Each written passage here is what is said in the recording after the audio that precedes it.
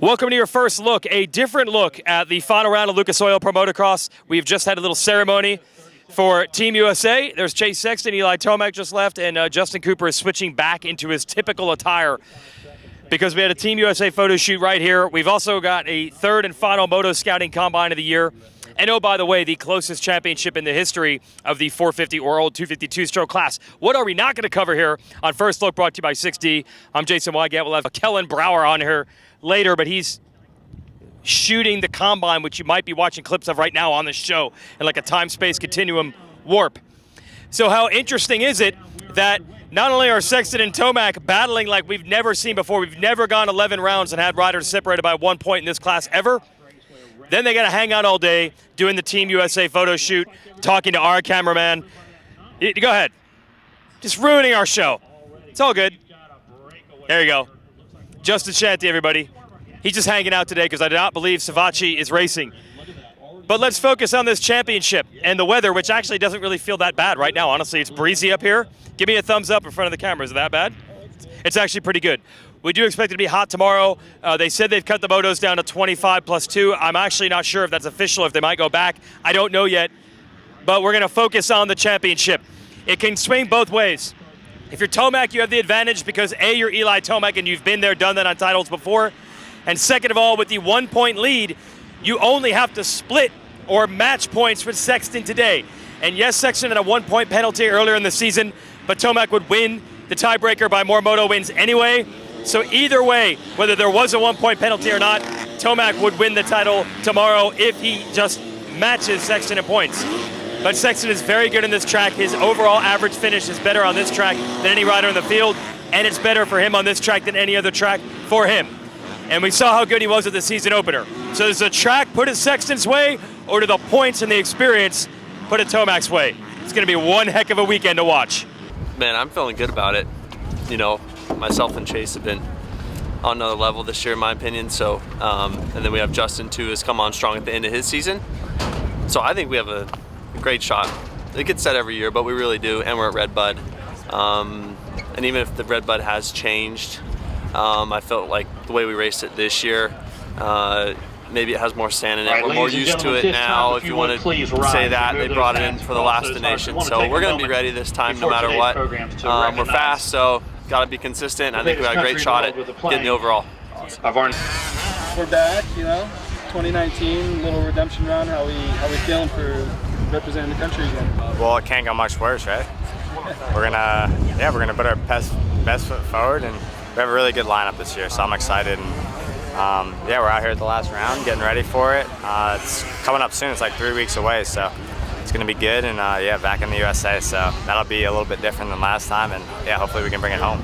It's cool. This has been a dream come true for me, especially at being at Red Bud this year. I went there in 2018 and watched, and it's just a great event overall. All right, Thinger, as you can see, the last one, I'm just stoked. The bike's like really good. I mean, it kind of stinks that we're 101, 102, 103, but I think it looks good. And I think the last time we were these numbers, we won. So I'm looking forward to that. We have a great team, and yeah, stoked to be able to race at Red Bud and hopefully bring home a win. All right, Marvin Musquin, well, picking the hottest race of the year, but obviously it's for Motocross of Nations prep. So how much time have you had on the bike, and when was this decision made?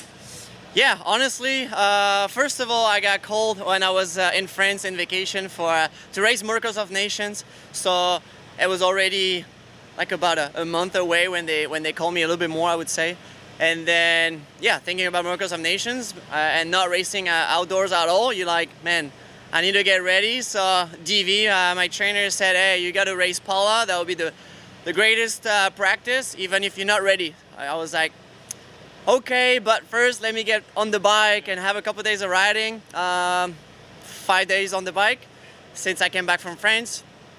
Yeah, feeling okay. I mean, I'm enjoying the riding, but that's racing, and it's Paula. So practice track is one thing, racing is another thing, but like I said, it's practice for me leading into Motocross of Nations. All right, Jason Weigandt and Kellen Brauer back here. Reminder, this show is brought to you by 6D Helmets, dedicated to the relentless pursuit of brain protection. 6D's patented Omni-Directional Suspension technology provides protection capabilities unmatched by any other helmet design. Established in 2011, 6D is the technology leader in both motorcycle and bicycle helmet design. Well, there's a surprise for you. Marvin Musquin, yes, racing. Kellen Brauer, how about that? Team USA and the other Motocross of Nations teams taking shape. So Team France 250 guy racing the National. I know, and picking the hottest race he could possibly find to do it. Yep. He's had a little bit, fitness-wise, he's not sure where he's at, so we'll see where he shapes up. But I think this is kind of exciting just to kind of throw an extra little wrench in the action tomorrow, right? Like, obviously, Jet has this thing pretty well locked up 250-wise, so put another face up there, and maybe we have, a little bit better battles tomorrow instead of just Jet taking it easy and someone gets way out in front and walks away. Yeah, because you don't know how it plays. A lot of times the last race of the year, if people don't have anything to gain, they kind of mail it in, but you figure Marv has some incentive to try to test himself. I just want you to think of this, though. Jet Lawrence almost wrapped the 250 title last weekend, and had that happened, would Honda have considered him racing a 450 this weekend? I mean, hey, he's racing a 450 at the Nations. Hey, he's probably racing 450 outdoors next year, and he would just happen to be dropped into that 1 point gap between Sexton and Tomac. It could have happened. It really could have. He alluded to it being a possibility for sure, and I guess we'll never know, but boy, it would have been fun. It would have been fun just to, I guess, kind of see, he's I think more or less at his peak fitness and form right now, is the same way that these guys are. So even just on terms of like how long he lasts on a 450 would be interesting to see, I think. Even if he's not up there battling, like say he's third, fourth, whatever, it would have been cool to see, like, does he have 30 on a 450 and how that's going to prep him for MXON, of course. But now we don't know. Now it's just these two guys to actually duel it out against each other. Well, the assumption is always, and I hate when people do this math, they're like, they're just going to go 1-2, 1-2. That's the way it goes. Dylan Ferrandis came back, unfortunately, for only 2 races because he's out again with the back injury served up by Justin Barcia. But the thought was, well, maybe Ferrandis can come and take some points away from Sexton. Seemed impossible. But the first moto at Budds Creek, Sexton went down. He got 7th. You know who finished in front of him? Dylan Ferrandis did. That was 1 point. That was 1 point right there. And Ken Roxon finished in front of Eli Tomac in the second moto at Budds Creek. That actually cost him 2 points.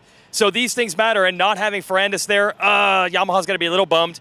But ultimately, it's in front of these guys. We say winner take all. It is true that if Tomac ties, Sexton, he's the champ. But honestly, they're not thinking of coasting into this. They both want to just be the best guy today and win it that way. That's obvious. Yeah, and if we go back to Budds, one thing about that is, that was our last hot round, right? That was the last time that it was actually pretty warm out, and those guys were not way ahead of everybody as they were.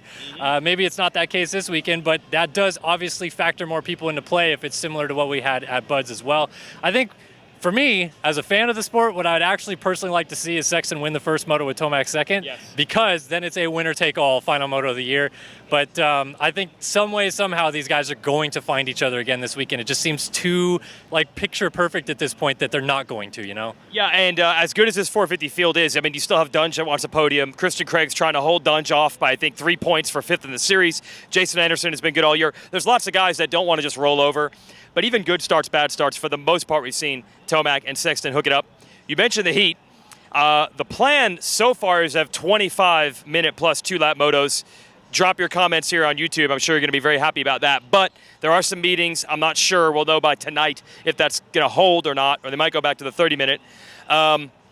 2012, we had a Lake Elsinore National. Is that way? That way? That way, Lake Elsinore National. It was super hot, and Eli Tomac still had a mathematical shot at tracking down Blake Baggett for the 250 title, and he overheated in one of the motos, eventually pulled the gogs and cruised around. So things can happen in this type of weather, even for the gnarly Eli Tomac. You never know. Yeah, and obviously people brought up Sexton and his WW ranch struggles that he had too. So, yeah, I mean, I think both of them, obviously they're in great shape. But this is such a different element that none of them really would have expected based on how this season has gone, because we've had so many days of good weather. Even Ironman, which can be pretty hot and humid, was really good last weekend. So it's a variable that they obviously train for, they prepare for, but when you actually go out there and you're burning up 25 minutes into a moto and it's 105 degrees out, there is no training for that. You have someone right on your back and you're trying to beat them, and you guys are both exhausted. It is going to be really difficult for them to make it all 30. Yeah, and just imagine the pressure, the nerves. They've been super cool, super chill. We had Team USA stuff. Everybody was cool on the outside, but you got to imagine the sleep tonight, the feelings in the morning before the gate drops. Everything's just going to be that much elevated. So many cool things to talk about this weekend. Team USA stuff as well. That's it for our first look, brought to you by 6D. It doesn't matter what we have to say now. It's all on the line tomorrow. See you then.